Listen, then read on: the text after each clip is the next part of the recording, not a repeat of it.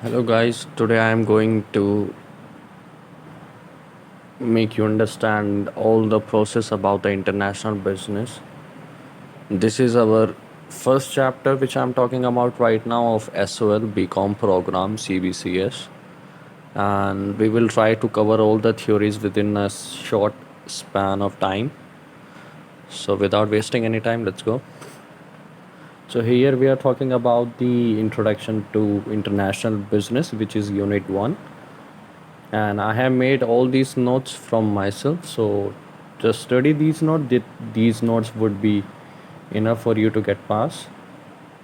So first topic is globalization. What do we understand with the globalization? Globalization means the process of integration of national economy through cross-border flows of products, services, capital, technology, manpower, and information. Here what we are understanding is like how the trade goes all around the world, and that is a word we use for these all process, which is called globalization. Whatever the activities in terms of goods and services which are happening all over the world from one nation to another country, that is called globalization. Here we are going to understand what is the importance of globalization. The first importance is rapid industrialization. Globalization helps in free flow of capital and technology from one country to another. If you want to trade from one country to another country, the globalization is what we use. It enables global firms to acquire finance at lower cost of capital. The increased flows of capital from surplus countries to the needy countries leads to increase in global investment. Flow of technology from advanced country help the developing country in boosting up their industrialization. So here particularly we are talking about like the developed countries are trading into developing countries, underdeveloped countries we can say. So by these activities their industrialization is boosting up. So that is the one most important importance of globalization. Second importance is more efficient use of resources. As we know, every country has some or the other natural resources. For example, a country may possess mineral resources, naval resources, technological capabilities, water resources, etc.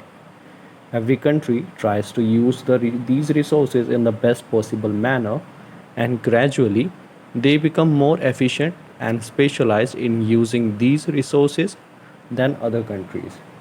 So, this is the second benefit. Here we are going to take the example, that is Japan may produce electronic goods more efficiently than India, and India may produce agriculture goods more efficiently than Japan. Thus India can buy electronic goods from Japan and can sell agriculture goods to Japan, so that external trade resources can be used efficiently and all the countries can get benefit of specialization. With this example what we understand, like if Japan is good at producing electronic goods, so they would trade in electronic goods, and if India is producing agriculture good at the very best, so they should produce agriculture goods and they can import electronic goods from the Japan, and Japan can import agriculture goods from India. So by this we are using resources efficiently and all the countries can get benefit of their specialization. Now third point is increases standard of living. In the absence of international trade, it would not have been possible for the world community to use the world's goods and services produced in other countries. Now the third point is increases standard of living. In the absence of international trade, it would not have been possible for the world community to use the goods and services produced in another country. So it is very clearly that is mentioned, if international trade was not have been possible, we cannot use and would not use the products and goods which are produced in other countries.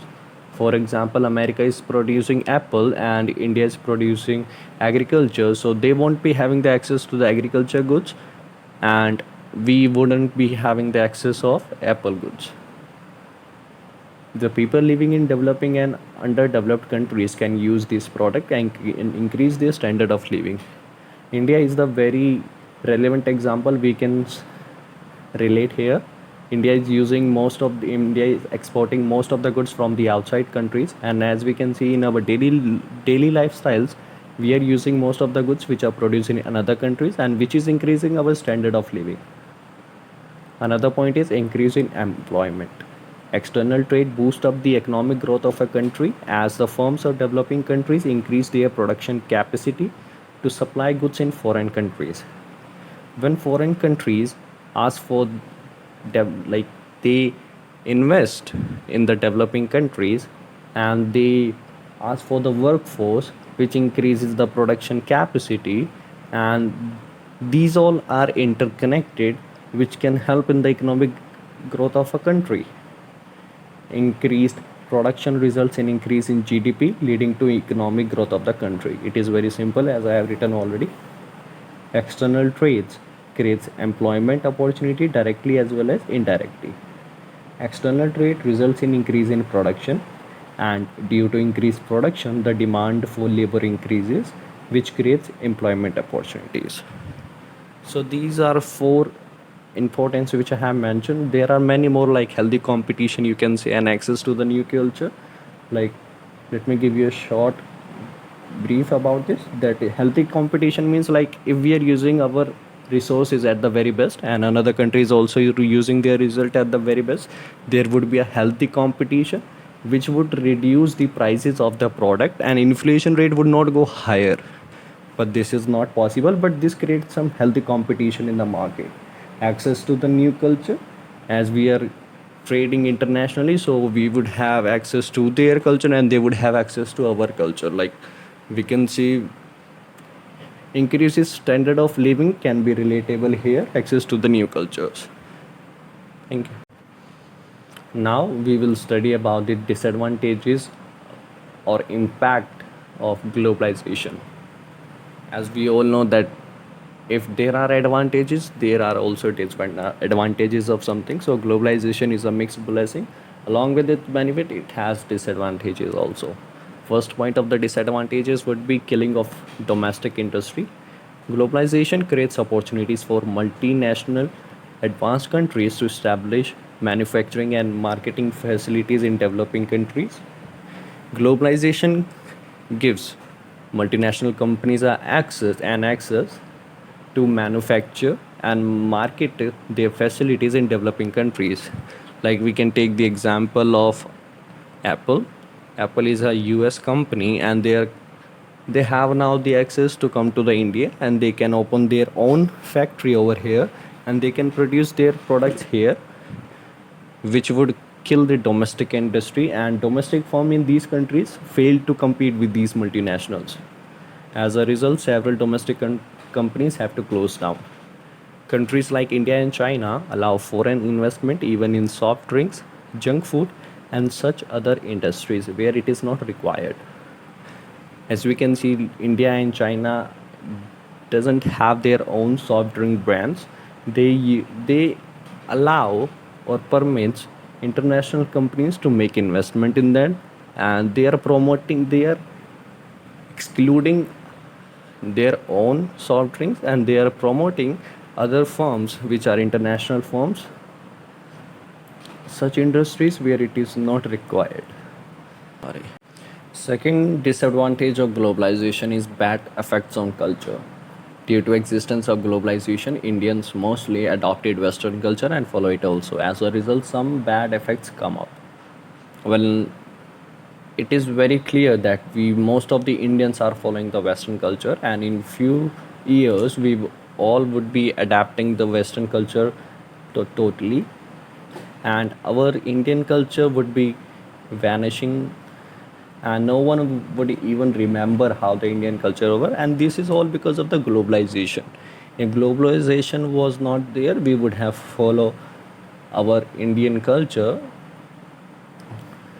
And the third point is unemployment. Due to globalization, machines are replacing the human resources. Killing of domestic business and traditional crafts result in reduction of employment opportunities in developing countries.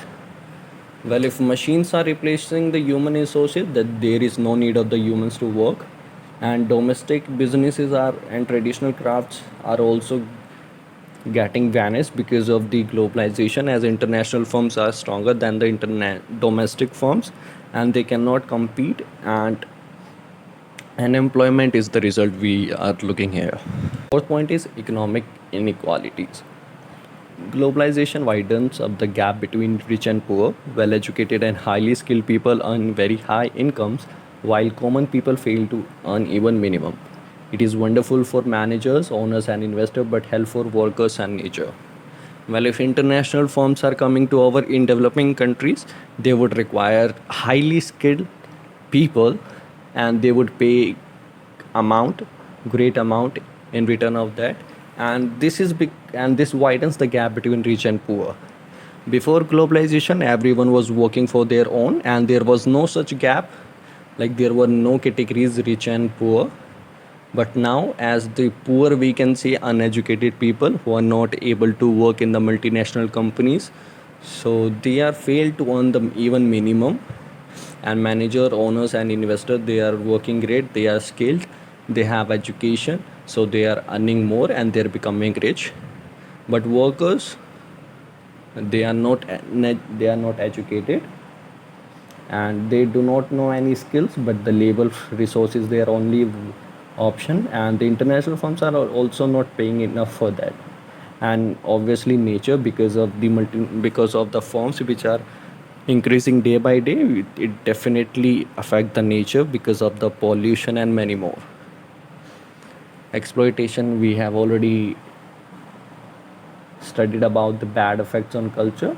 We can easily notice how merging of Western culture in our daily life is fading our classical culture of traditional dresses, classical music, and dance, etc. So, last point would be exploitation of resources. Multinational advanced countries exploit labor and natural resources of developing countries. They violate they violate labor and environmental standard due to weak laws. Well, if international companies are coming into developing countries, they would use all their natural resources, they will exploit their labor, and due to their weakened laws, they also violate labor and environmental standards because they are here for the profit, and they are using all the natural resources to the very best, and they don't care whatever it would affect on the nature, because it is not their country. They are here only for the profit. So that is the last disadvantage we can say of globalization.